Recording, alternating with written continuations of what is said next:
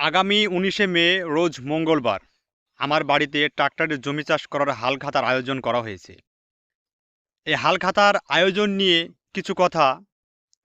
কৃষক মহোদয়দের যখন জমি চাষ করে দেওয়া হয়, এনারা বাকিতে যখন পায়, জমিতে চাষ যদি লাগে ২টা দিবে কিন্তু ৪টা। তখন এই চাষ দেওয়ার সময় কিন্তু একটা কৃষক চিন্তা করে না, আমি যে এই জমিটাতে ৪টা চাষ দিচ্ছি বা ৫টা চাষ দিচ্ছি, এই চাষের টাকাটা আমাকে কিন্তু একসময় দিতে হবে। তখন কিন্তু যদি টাকাটা আমি দিতে না পারি, একটা মান ইজ্জতের বা মান সম্মানের ব্যাপার হয়ে দাঁড়ায়। তো যাই হোক, আমরা ট্রাক্টরওয়ালা যারা আছি, আমরা কিন্তু ঠিকই ওই সময়ে সে যে কয়টাই চাষ দিয়ে দিতে বলে, আমরা কিন্তু সেই চাষগুলো দিয়ে থাকি। কোনো রকম বাধা বিপত্তি আপত্তি কিছুই করি না।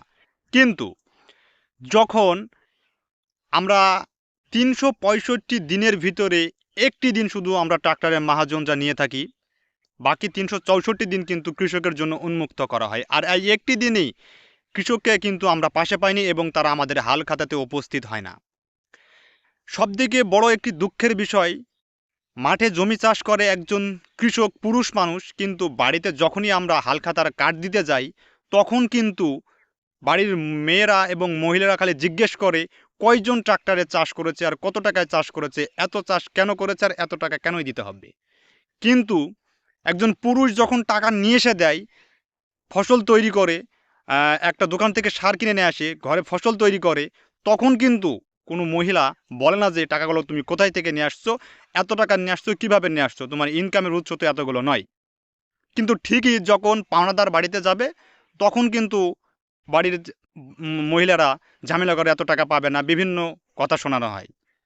তো এখন যে বিষয়টি হচ্ছে, নগদ টাকা আর বাকিতে খাওয়ার ভেতরে যে পার্থক্য, সেটা হচ্ছে আপনি যদি একজন সারের দোকান থেকে যদি নগদ টাকায় সার কিনেন, যতটুক টাকা থাকবে আপনি কিন্তু ততটা বস্তাই কিনবেন, ২ বস্তার বেশি ৪ বস্তা নেবেন না।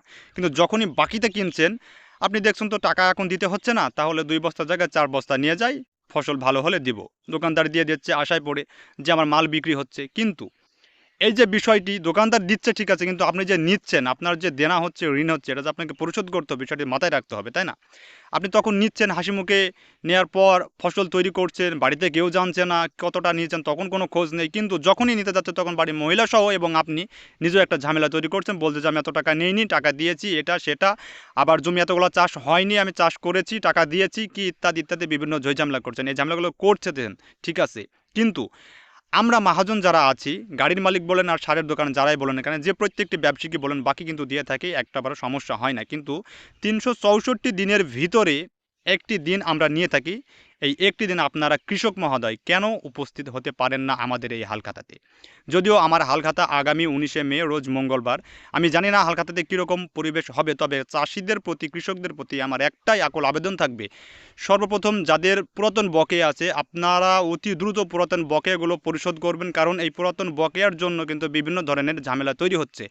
আর নতুন চাষ করবেন, বাকি পরিশোধ করবেন, আবার নতুন করে বাকি নেবেন, কোনো সমস্যা নেই। কিন্তু আপনাদের কাছে আমার বিনীত অনুরোধ থাকবে, পুরাতন বকেয়াগুলো পরিশোধ করবেন, যাতে আপনার সাথে আমার একটা সুসম্পর্ক বজায় থাকে এবং ভবিষ্যতে আপনাকে আমি আবার পুনরায় নতুনভাবে বাকি দিতে পারি, কোনো রকম ঝামেলা ছাড়াই।